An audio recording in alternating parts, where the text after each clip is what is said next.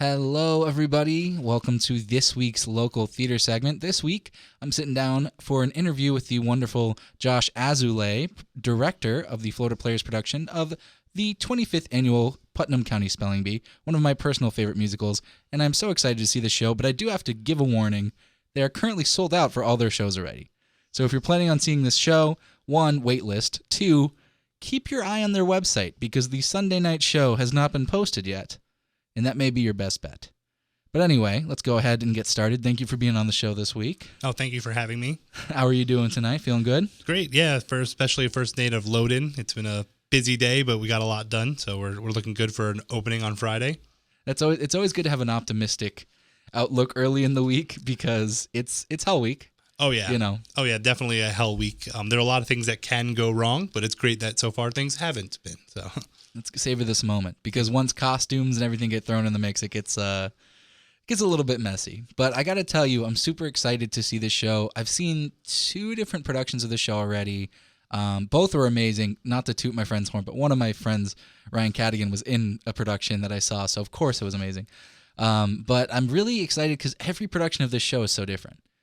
Because there's so much you can change. How did you go about adapting the script for this production? yeah, so the first thing I really wanted to stress when I casted this production was that we showed the wide variety of students that we have here at Florida. So I really didn't want just the best actors or the best singers to be in this production, but people who had weird, strange talents that we can hone into these characters. Because a lot of the people in the show are character driven. Not so realistic.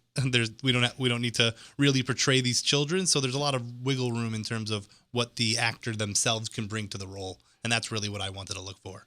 I mean, yeah, it's not like the show is exactly a realism example. No, not by any means. And that's what's really been a lot of fun, I think, for the actors themselves, that they're getting a chance to play with characters, play a role that they maybe not will see in other plays while they're here. So it's been a lot of fun to do that kind of character work with them. Yeah, especially in such a character-heavy show. I mean, this is an ensemble show, and there aren't that many musicals, in my opinion, that are pure ensemble. And this show is the definition. Everyone has their own song, everybody's interplaying constantly on stage, and the magic happens between the characters. If your characters aren't interacting... And the chemistry with the cast has been great. Everyone, the camaraderie is all there. We have a lot of fun with the big numbers, like Pandemonium. There's a lot of things going on there. And it's been great having everyone kind of come together to work on that. Like you said, this definitely is an ensemble show. I mean, there's only the 6 spellers and then the 3 adults, so it really is a small cast. As we do also have an additional 3 characters that we've added for this production to get more casting, which I think is just added to the strength of our ensemble.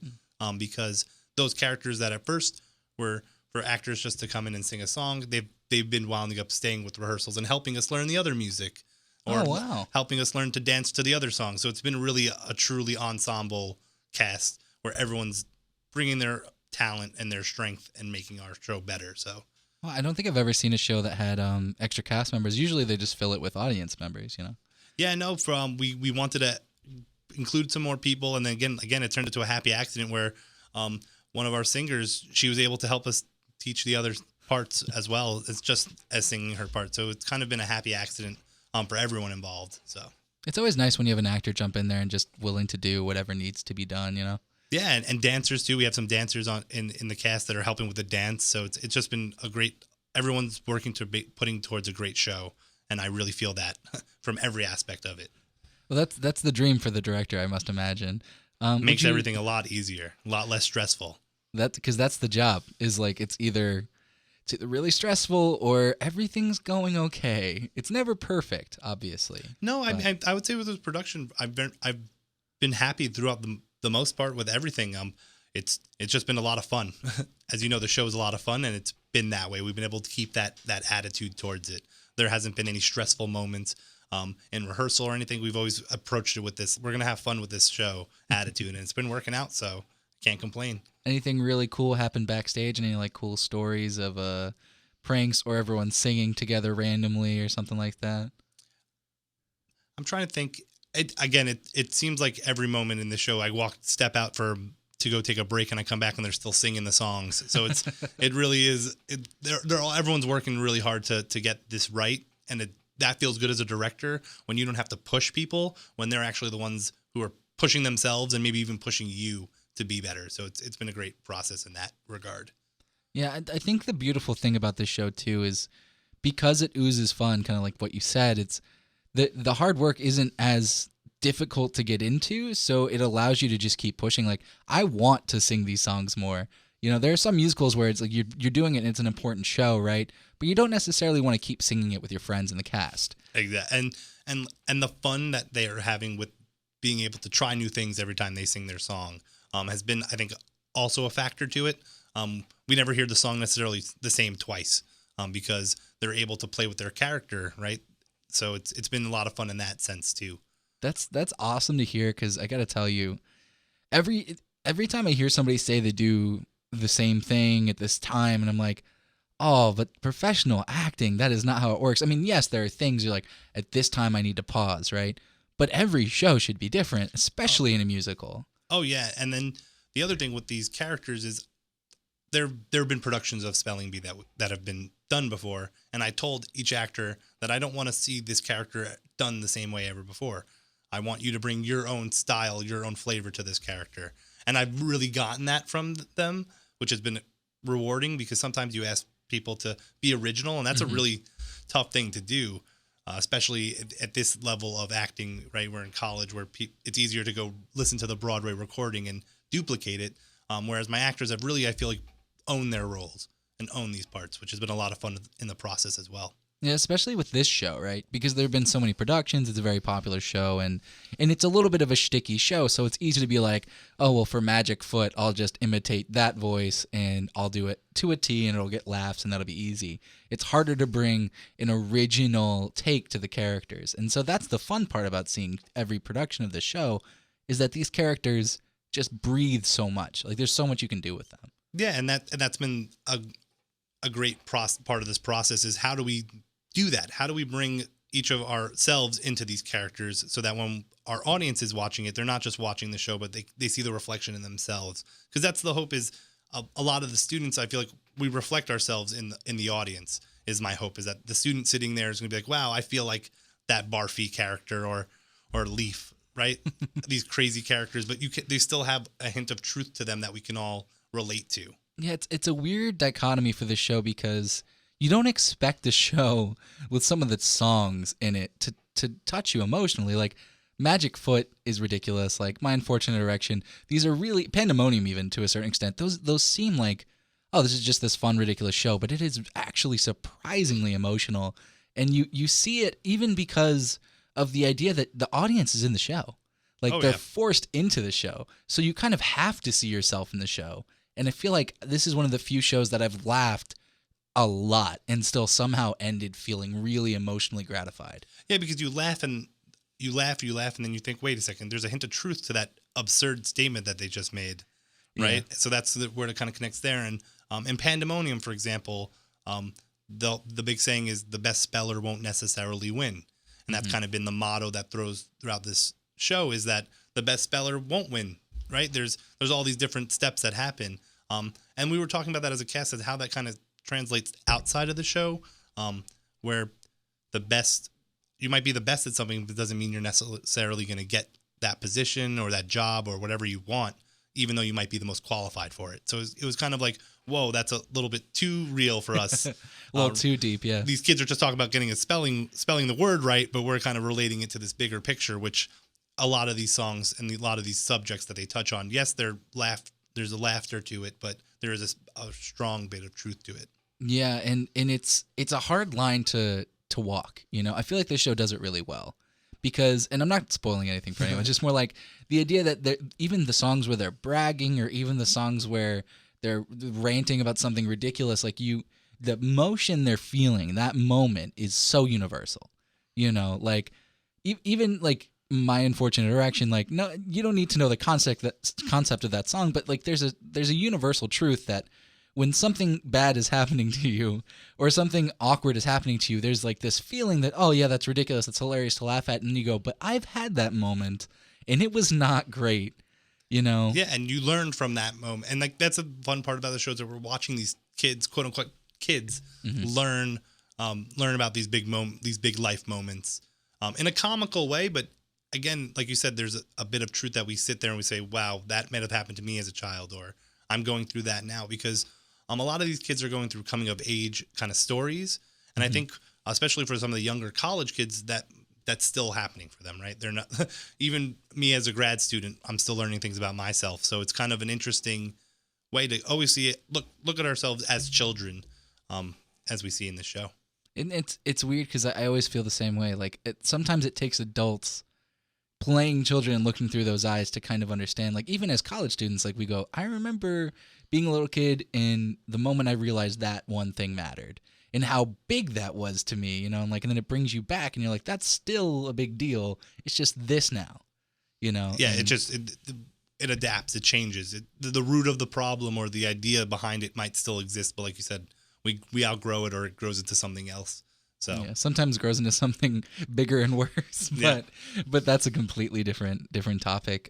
For everyone, unlike us, obviously, who doesn't quite know what this show is, could you maybe in 30 seconds or so just kind of describe it for people? Yeah. So in simple, you're attending a spelling bee, the 25th annual Putnam County Spelling Bee, where there are children as well as there will be audience volunteers that are called to participate in the show. So there are actors and audience members who are asked to spell words, as well as they sing songs about the words maybe that they're given. The audience members don't sing, but they're asked to spell words, as well as participate in some of the choreography. But the basic premise of the show is that we're following a spelling bee, and we watch from the start of the spelling bee till we're crowned the winner. So it's really that straightforward in a sense, but there's a lot of stories that we're hearing between the start and beginning of each character. Yeah, you kind of go on a journey with the whole cast, and the whole group. And like you said, every show is different. It's a different experience. There are different audience members that are asked up. There are different words that they're asked to spell. So there's a strong level of improvisation that goes into these shows, which is a lot of fun. Even for me as a director, I have to sit there and kind of see what happens, because I'm not going to necessarily know what happens until the show starts. So it's really out of my hands once it does start going. So it's been an interesting process there. Yeah, that's kind of my favorite thing about this particular show is I went to see 2 nights of the same production. And there was this one person who was just a really good speller that was an audience participant.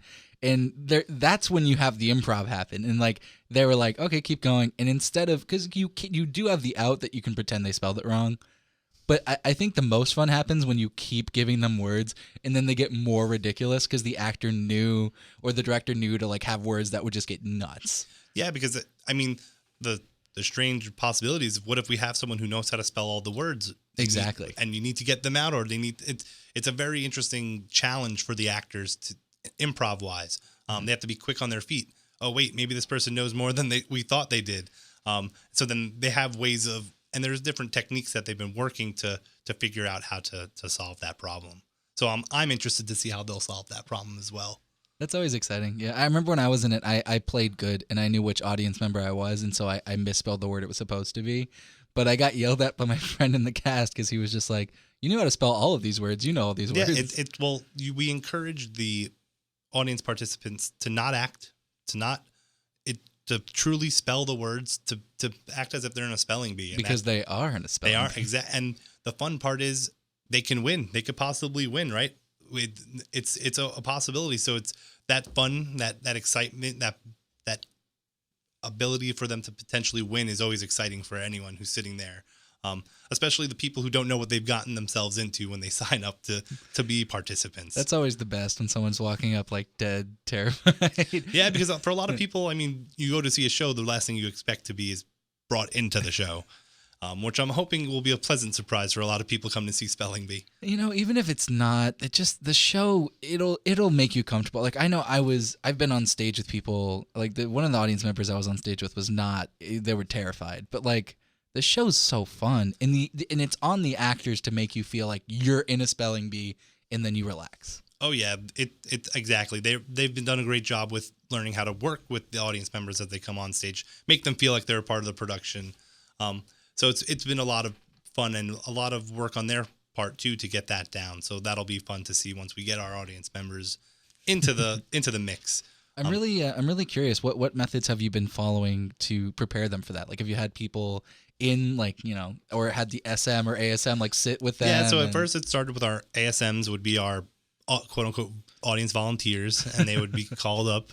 But then actually, as we kind of got towards running the show, we would ask if there were any close friends that would want to come, be willing to sit through a rehearsal, or people that kind of understand the process of theater a little better, because you'd hate to have someone come to a rehearsal where they might be just sitting there while we're working things, and so on and so forth. But on this past Thursday, we had our first, I guess, blind audience volunteers, people who didn't know what to expect, and they brought a whole different energy to the show.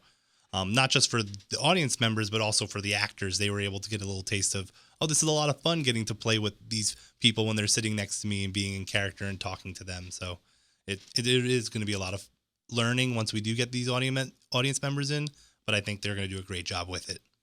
It's really exciting. Have you done any improv with them, like improv games, improv exercises? Yeah, so actually, one of our first year acting grads, Nick Bublitz, he is an improv wizard, as I would call him.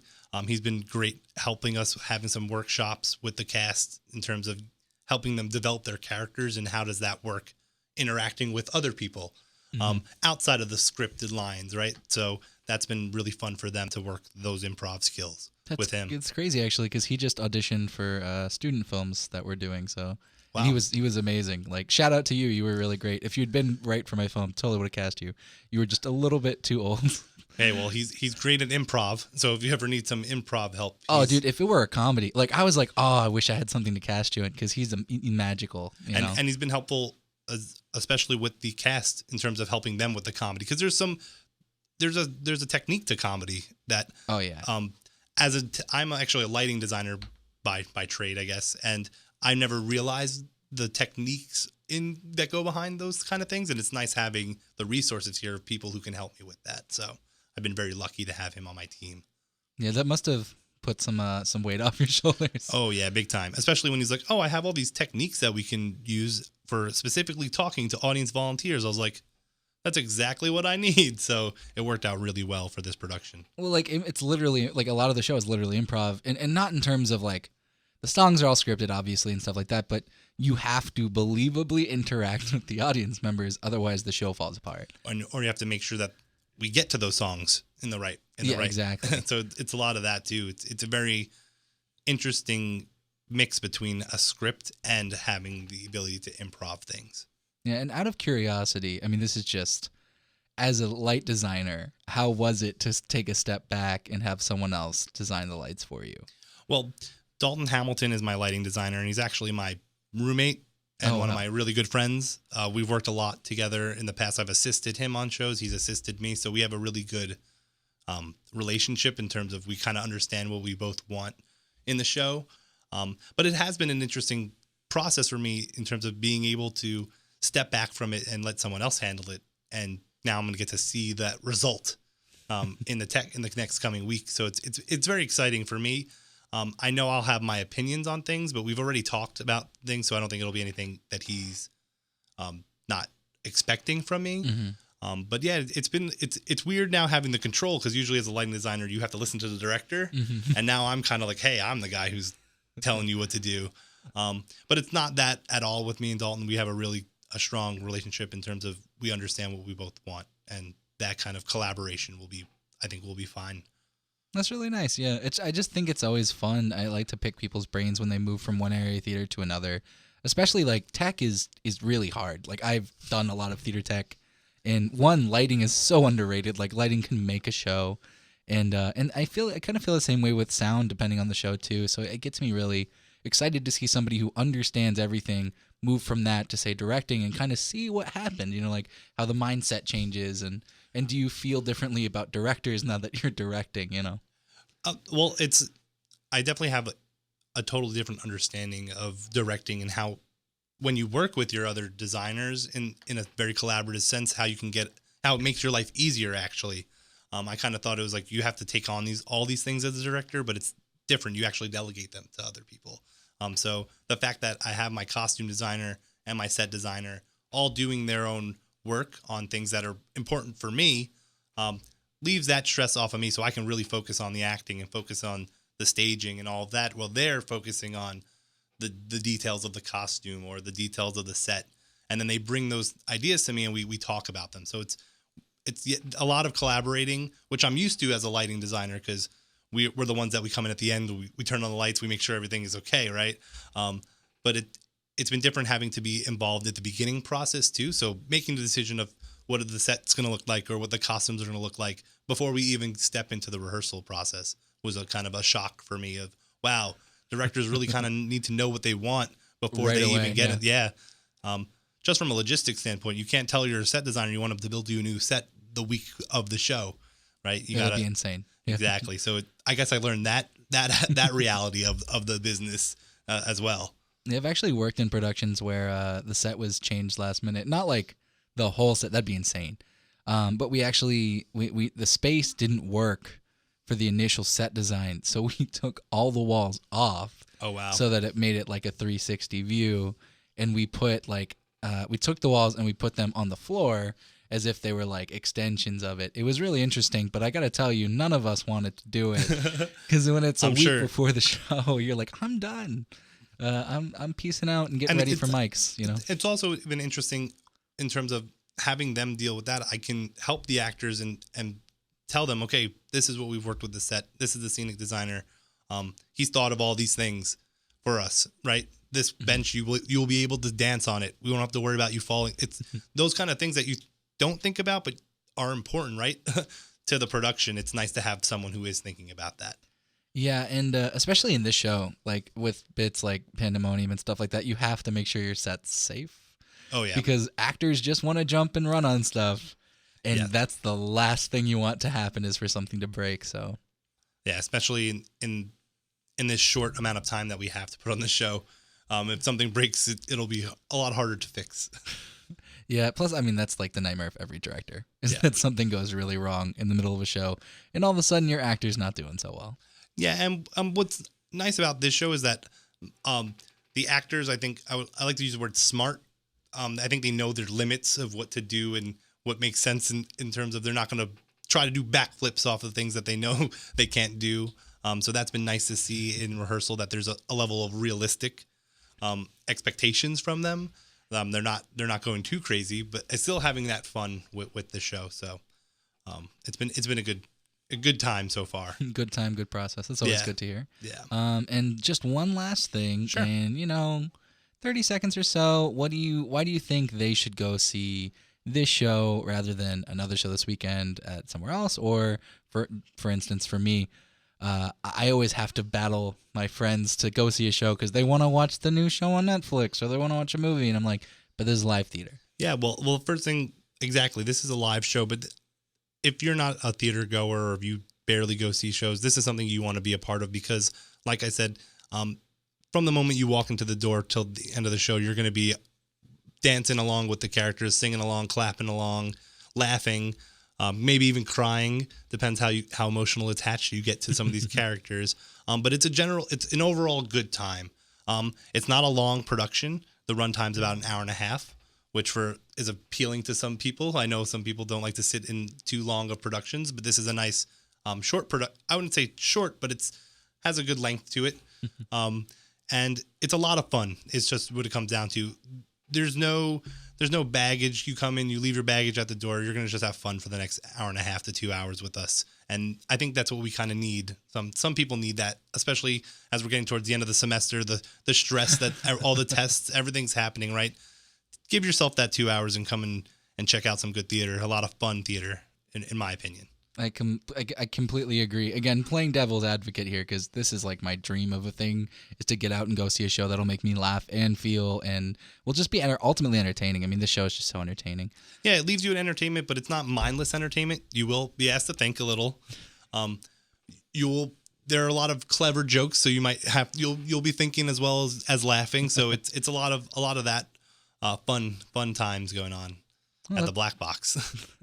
That's perfect segue, actually. Again, just the details for this show. This is the Florida Players production of 25th Annual Putnam County Spelling Bee. That's going to be at the Black Box Theater. It's right next to the Constance Theater. I'm sure you guys know where that is, at the Pavilion. It's also basically the rights union now. So if you can't find the rights, or if you can't find the theater, just kind of follow the rights around and you'll find it. It's one of my personal favorite venues, and that's going to be this weekend, the 31st of March, and the 1st of April and the 2nd of April. Don't forget, March is 31 days. I wouldn't show up Thursday. That could be a problem.